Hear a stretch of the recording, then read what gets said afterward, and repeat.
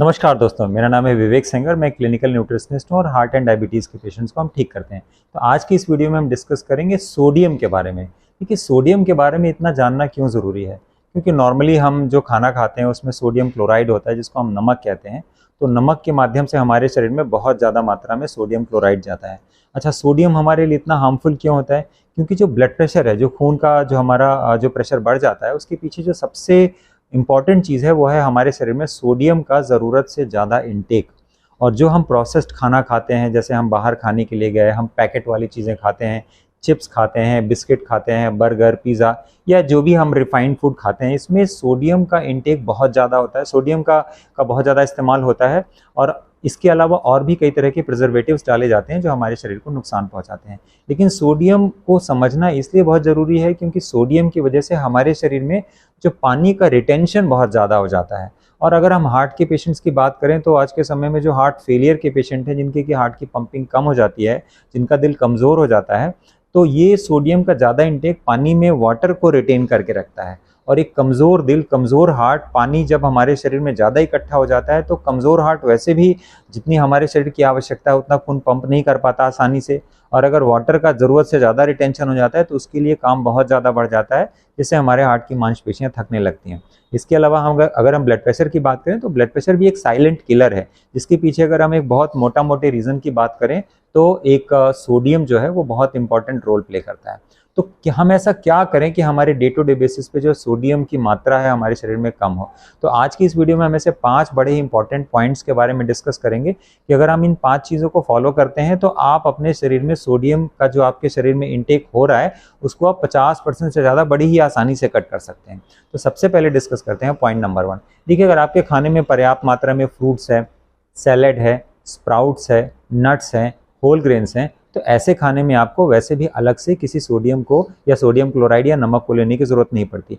अगर आप अपने टेस्ट के लिए थोड़ा बहुत ऐड भी करते हैं तो आप सेंधा नमक यूज़ कर सकते हैं या जीरे वाला नमक इस्तेमाल कर सकते हैं। इससे क्या होता है कि हमारे शरीर में पहली चीज़ तो जो क्रेविंग होती है कुछ चटपटा खाने की वो कम होती है, ये पचने में आसान होते हैं और इससे हमारे शरीर में किसी भी मात्रा में सोडियम भी नहीं जाता है। नॉर्मली फ्रूट्स में पोटेशियम बहुत ज़्यादा होता है, तो पोटेशियम की हमारे शरीर को ज़रूरत भी होती है। और वैसे भी सोडियम की जितनी मात्रा हमारे शरीर को चाहिए होती है, तो जो हमारे होल ग्रेन्स होते हैं, फ्रूट्स होते हैं, नट्स होते हैं, उससे हमें उतना मात्रा में मिल ही जाता है। तो पहली चीज़ जो मैंने आपको बताई कि पर्याप्त मात्रा में हमें fruits, vegetables, sprouts, nuts, seeds ये सब चीज़ें खानी चाहिए। पॉइंट नंबर 2, दूसरा पॉइंट है ये कि अगर हम अपने खाने में जो प्रोसेस्ड फूड है, जो हम बाज़ार से जो खाना खाते हैं, जो पैकेट वाली चीज़ें हैं और जो डब्बे में बंद चीज़ें हैं, इस तरह के खाने को खाने से हम परहेज़ करें, जिसमें कि हमारा प्रोसेस्ड फूड हो गया, डब्बे वाला फूड हो गया और तली भुनी हुई चीज़ें। क्योंकि जो बाज़ार से चीज़ें मिलती हैं इसमें प्रिजर्वेटिव के अलावा बहुत सारी चीज़ें अलग से मिलाई जाती हैं, जिसमें सबसे जो मेजर कंटेंट होता है वो सोडियम होता है। तो अगर आप इन चीज़ों से परहेज करें, अगर आपको कुछ खाना भी है तो आप उन चीज़ों को घर पे बनाएं, क्योंकि घर पे जब हम चीज़ों को बनाते हैं तो उसमें हम प्रिजर्वेटिव्स नहीं डालते। जो हम सॉल्ट भी यूज़ करते हैं वो घर का सॉल्ट हम यूज़ करते हैं, कई बार हम जीरा नमक इस्तेमाल कर लेते हैं। मैं आपको ये सब चीज़ें इसलिए बता रहा हूँ क्योंकि ये सब चीज़ें मैं खुद अपने घर में यूज़ करता हूँ, राइट। तो इन सब चीज़ों का अगर आप ध्यान रखेंगे तो आप अपने डे टू डे इंटेक में सोडियम का इंटेक काफ़ी हद तक कम कर सकते हैं। तीसरे नंबर पे आपको ध्यान देने वाली चीज़ है वो है एनिमल फूड। जो हम एनिमल फूड लेते हैं, जैसे चिकन है, मटन है या जो जिस तरह का जो एनिमल प्रोटीन है, तो एनिमल प्रोटीन से हमारे शरीर में जो एक मॉलिक्यूल मिलता है जिसको हम कहते हैं एज मॉलिक्यूल, जिसको हम कहते हैं एडवांस ग्लाइकेशन एंड मॉलिक्यूल। तो ये एक प्रोटीन है और जब ये शुगर के कांटेक्ट में आता है तो ये सबसे पहले क्या करता है कि हमारे शरीर में जाकर के एक तरह से फ्री रेडिकल्स पैदा करता है। और ये फ्री रेडिकल्स क्या करते हैं, हमारे शरीर की मसल्स को, हमारी जो खून की नसें हैं उसकी अंदरूनी परत को डैमेज करना शुरू कर देते हैं, जिससे समय के साथ में वहाँ पे ब्लॉकेज का बनना भी शुरू हो जाता है। तो नॉर्मली जो एनिमल फूड होते हैं उसको बनाने के लिए कई तरह के प्रिजर्वेटिव्स भी यूज़ किए जाते हैं और प्रिजर्वेटिव के अलावा उसको बनाने के लिए काफ़ी मात्रा में नमक का भी इस्तेमाल किया जाता है और प्योर सोडियम क्लोराइड का इस्तेमाल किया जाता है, जिसकी वजह से वो हमारे शरीर के लिए हार्मफुल हो जाता है और ना चाहते हुए भी हमारे शरीर में ज़रूरत से ज़्यादा सोडियम चला जाता है।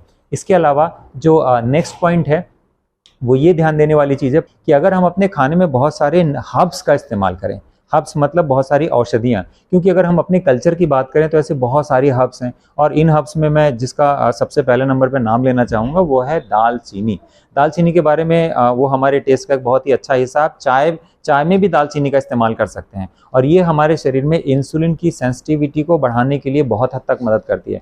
जितने लोग भी डायबिटिक पेशेंट हैं, तो अगर आप अपने खाने में अगर दालचीनी का इस्तेमाल करते हैं तो आप ये समझिए जो आप सुबह से शाम एक मेटफॉर्मिन की दवा लेते हैं अपने डायबिटीज़ को कंट्रोल करने के लिए, लेकिन अगर आप इस तरह दालचीनी को अगर आप सब्जी बनाते हैं या आप कोई चाय बनाते हैं या आप जो भी अपना फूड पका रहे हैं उसमें अगर आप दालचीनी का इस्तेमाल करते हैं तो आप एक तरह से अपने शरीर में, दालचीनी हमारे शरीर में केवल और केवल इंसुलिन की सेंसिटिविटी को नहीं बढ़ाती बल्कि हमारे शरीर की क्रेविंग्स को भी कम करती है। क्रेविंग्स कम करने की वजह से क्या होता है, हमें अंदर से जो एक इच्छा होती है कि हमें कुछ तला भुना खाना है, तो क्या होता है वो इच्छा कम हो जाती है। जब कम होती है तो वैसे भी हम चीज़ें कम खाते हैं और उससे हमारे शरीर में जो सोडियम का इंटेक है काफ़ी हद तक कम हो जाता है। और हर्ब्स में इसके अलावा जैसे हम पंचफोरन इस्तेमाल करते हैं, एक हमारा पुराना कल्चर है जिसमें 5 तरह के मसालों का इस्तेमाल किया जाता है, तो इससे क्या होता है आपकी सब्जी भी बहुत अच्छी बनती है, आपका खाना भी बहुत स्वादिष्ट बनता है और इसके अलावा क्या होता है, इसकी वजह से आपके शरीर को बहुत सारे ज़रूरी माइक्रोन्यूट्रिएंट्स भी मिलते हैं।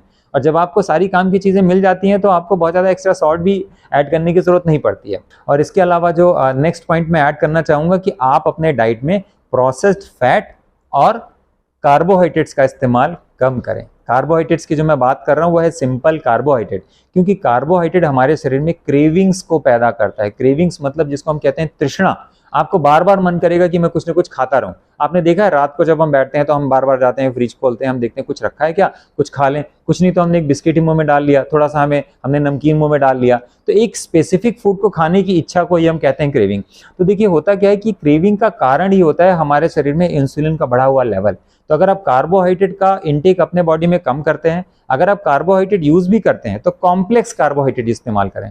कॉम्प्लेक्स कार्बोहाइड्रेट मतलब जिस कार्बोहाइड्रेट में क्या है, बहुत सारी वेजिटेबल्स जुड़ी हुई हैं। तो वेजिटेबल्स की वजह से क्या होता है, जब ये हमारे स्टमक से इंटेस्टाइन में सिक्रिएट होता है तो बहुत धीरे धीरे सिक्रिएट होता है और स्मॉल सिक्रिएशन की वजह से क्या होता है, हमारे शरीर में जितनी इंसुलिन पहले से बनी हुई है वही इंसुलिन उस कार्बोहाइड्रेट को हमारी मसल्स में स्टोर करने में हेल्प कर देती है। लेकिन अगर हम सिंपल कार्बोहाइड्रेट खाते हैं तो बहुत तेजी से हमारे इंटेस्टाइन में ये ग्लूकोज रिलीज होता है और हमारा जो पेंक्रियाज है बढ़े हुए ग्लूकोज की वजह से बहुत ज़्यादा मात्रा में इंसुलिन का प्रोडक्शन कर देता है। और जब हमारे शरीर में इंसुलिन की मात्रा बढ़ जाती है तो यही इंसुलिन हमारे शरीर में इंसुलिन रेजिस्टेंस का कारण बनता है, जो भविष्य में मोटापा, कैंसर, डायबिटीज़ का मूल कारण है। और यही रीज़न है कि हमारे शरीर में हमारी क्रेविंग्स बहुत ज़्यादा बढ़ जाती है। आज के टाइम पे सोडियम इंटेक का बहुत बड़ा कारण है कि लोगों के अंदर फूड की क्रेविंग होना। लोग हमेशा कुछ न कुछ खाते रहते हैं, कुछ न कुछ खाते रहते हैं और इस खाने की वजह से क्या होता है कि बिना ज़रूरत के भी हम चीज़ें खाते रहते हैं। हमें ज़रूरत है कि नहीं है हमें नहीं पता होता, लेकिन ये क्रेविंग हमें बार बार से अंदर एक इच्छा पैदा करती है कि मुझे कुछ खाना है और हमारे शरीर में सोडियम का इंटेक ज़रूरत से ज़्यादा हो जाता है। तो ये चीज़ें आप ध्यान रखें और मुझे उम्मीद है कि आपको ये जो डिस्कशन है, ये वीडियो है, अच्छा लगा होगा। अगर आपको ये वीडियो अच्छा लगा हो तो प्लीज़ इस वीडियो को लाइक करें और हमारे चैनल को ज़रूर सब्सक्राइब कीजिए। Thank you so much for watching this video.